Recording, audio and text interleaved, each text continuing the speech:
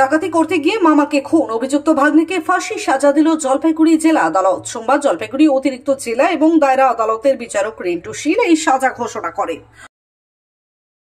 Additional district and session জাজ রিন্টু শীল মহাশয় একটি জাজমেন্ট পাস করেন গত শনিবার। সেখানটায় আসামি আফতাব আলমকে দোষী সাব্যস্ত করেন এবং আজকে সেই দোষী সাব্যস্ত হওয়ার পর আজকে সেন্টেন্স দিলেন উনি। আফতাব আলমকে ফাঁসির সাজা উনি দিয়েছেন।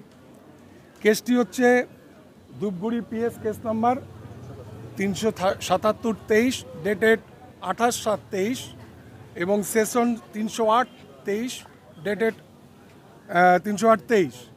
এই কেসটি হচ্ছে complainant Moumita Das, injured person. হয়েছিল কি, ওই 27 তারিখ রাত্রিবেলায় এই 1:30টার দিকে, 1টা থেকে 1:30টার সময় 6 জন ডাকাত, যাদের মধ্যে 4 জন পুরুষ এবং 2 জন মহিলা, তারা দিল্লি থেকে আসে এবং তাদের মেন যে মাথা আফতাব আলম সম্পর্কে ওদের ভাগনা হয়, তার নেতৃত্বে রাত্রি 1টা থেকে 1:30টার সময় এই মেহতাব আলমের বাড়িতে তারা ঢুকে এবং ঢুকে ডাকাতি করার উদ্দেশ্যে ওই জানলা দিয়ে, রান্নাঘরের জানলা দিয়ে ঢুকে এবং সেটা মৌমিতা দাস, তার স্ত্রী মেহতাব আলমের ডিসিসের স্ত্রী মৌমিতা দাস, সে জেগে যায় এবং ঘরে লাইট জ্বালানো অবস্থায় ছিল এবং আইডেন্টিফাই করে যে তার ভাগনা এই আফতাব আলমের নেতৃত্বে ঘরে ডাকাতি চলছে। এবং সেখানে ডাকাতি করার আগেই যখন উনি জেগে যায়, তখন এই মৌমিতা দাসকে প্রথমে গলা চিপে, মুখ চিপে ধরে। যখন মুখ চিপে ধরে এই আফতাব আলম ওর গলায় একটি চাকু ধরে, তখন মৌমিতা দাস এই হাতের মধ্যে কামড় দিয়ে দেয় আফতাব আলমের। আফতাব আলম তখন ওর বাঁ কাঁধে কামড় দেয় এবং মৌমিতা দাসকে ধাক্কা মারে নিচে ফেলে দেয়। ফেলে দেওয়ার সাথে সাথেই প্রথমে মৌমিতা দাসকে সারা শরীরে চাকু দিয়ে আফতাব আলম এবং আরেকজন ছিল, যাদের পরবর্তীকালে টিআই প্যারেডে আইডেন্টিফাই করেছে, 6 জনকেই মৌমিতা দাস প্রচণ্ডভাবে চাকুর আঘাত করে এবং সারা শরীরে ব্লিডিংয়ে রক্তাক্ত অবস্থায় হয়। ওরা ভেবেছিল মৌমিতা দাস মরে গেছে।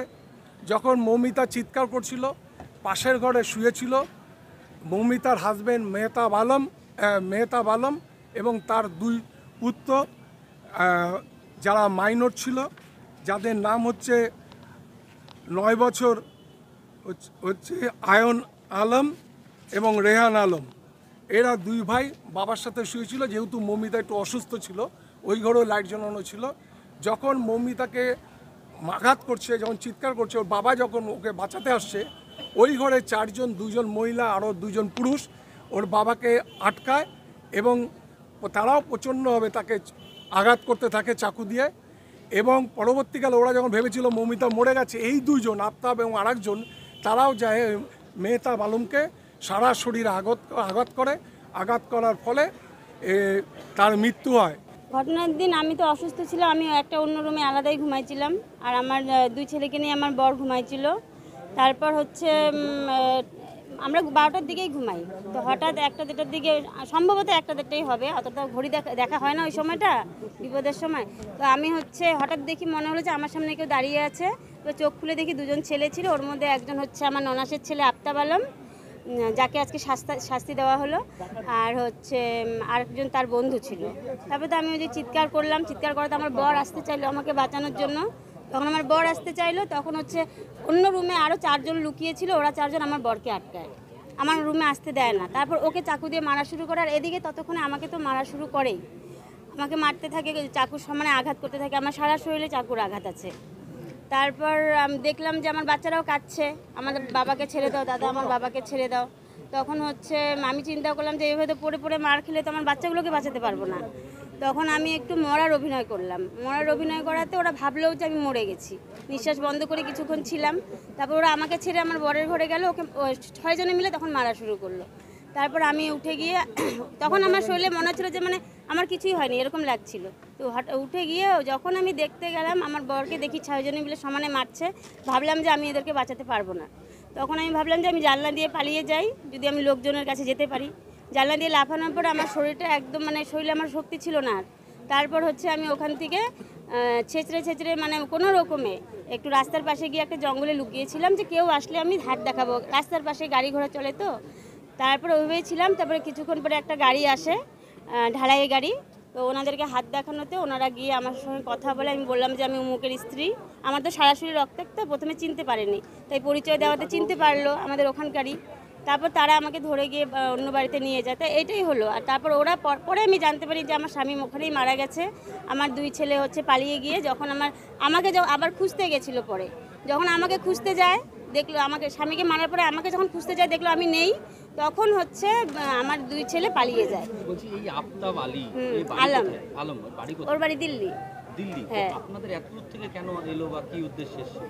অ্যাকচুয়ালি ও এখনও অবধি স্বীকারই হয়তো করেনি, আমি যতদূর জানি, যে কেন যে মারলো। কিন্তু হ্যাঁ, এটা ঠিক যে আমার বিয়ের পর থেকে ওর মা আমাকে একদমই পছন্দ করতো না।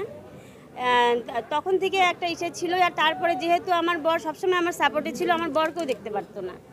তো এ নিয়ে অনেক কিছু হয়। ওর বোন একটা আমরা পালি, আফতাবও ছোটোবেলায় আমাদের কাছেই মানুষ হয়। তারপরে একটু বড় হওয়ার পরে ও চলে যায় ওর মার সাথে, ওর মা দ্বিতীয় বিয়ে করে, ওর মার সাথে চলে যায়। আর আফতাবের যে দিদি, তাকে আমরা একদম বড় করি, কলেজে পড়া অবস্থায় সে পালিয়ে যায়। এই পালিয়ে যাওয়াতে আরও আমরা খারাপ হয়ে যাই। বলছি আজকে যে সাজা ঘোষণা হলো, এই সাজাতে আপনারা খুশি? রায় ভীষণ ভীষণ খুশি। এর থেকে যদি অন্য কোনো সাজা হতো তাহলে আমরা সত্যি খুশি হতাম না। কারণ যেদিন আমি জানতে পারি, আমাকে উকিলবাবু ফোন করে বলে যে তোমাদের অমুক দিন আসবা, সাজা ঘোষণা হবে। আমার ছেলেকে যখন আমি বলি, আমার বড় ছেলেকে, বাবা সাজা ঘোষণা হবে আফতাবের, তখন বললো যে মা ফাঁসি হবে তো। আমার 9-এ পড়া ছেলেও চায় যে ওর বাবার হত্যাকারী যেন ফাঁসি হয়। আদি বেনারসি বস্ত্রালয়ের পক্ষ থেকে সকলকে জানাই শুভ শারদীয়ার আন্তরিক প্রীতি ও শুভেচ্ছা।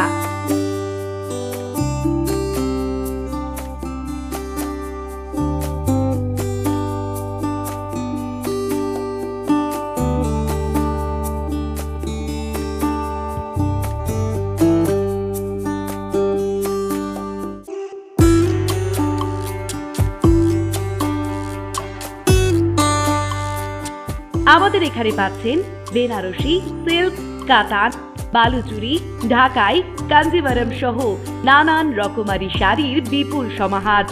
এছাড়াও পাচ্ছেন কাটিং, শুটিং সহ বিভিন্ন রকমারি রেডিমেড পোশাক।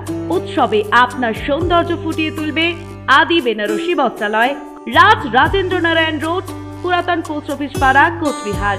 মোবাইল নম্বর 7384206101।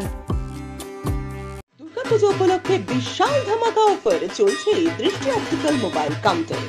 এই বিজ্ঞাপনের স্ক্রিনশট বা ভিডিও শেয়ার করে কাউন্টারে এলেই আপনি পেয়ে যাবেন আকর্ষণীয় উপহার। এছাড়াও প্রতিটি মোবাইল অনলাইন থেকে অনেকটাই কম দামে রয়েছে। মোবাইল এক্সচেঞ্জের ব্যবস্থা, 0% ইন্টারেস্টে ও স্বল্প ডাউন পেমেন্টের ব্যবস্থা। তাই আর দেরি না করে আজই চলে আসুন দৃষ্টি অপটিক্যালে, RN রোড, কোচবিহার। বিশদে জানতে ফোন করুন 8293711505 এই নম্বরে।